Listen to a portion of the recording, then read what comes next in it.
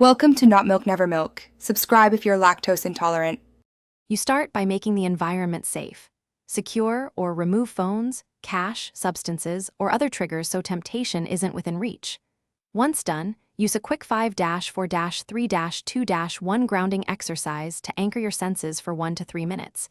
This reduces physiological arousal. Then call one trusted person and arrange a 30-minute check-in.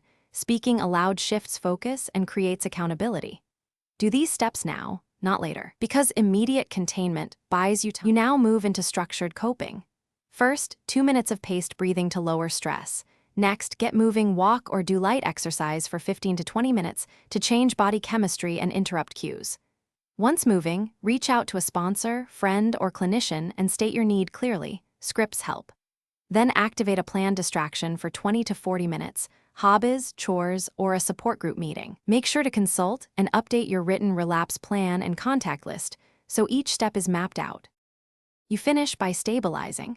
Avoid major decisions for 60 to 90 minutes while continuing low arousal activities and hydration. Once calmer, review what triggered the episode. Write 3 specific lessons and 1 actionable change to your plan so you reduce repeat risk.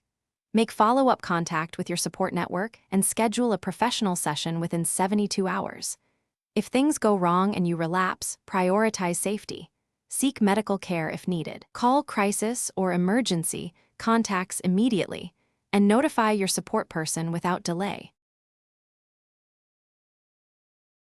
Thanks for watching. If this was helpful, leave a like and consider subscribing. See you next time.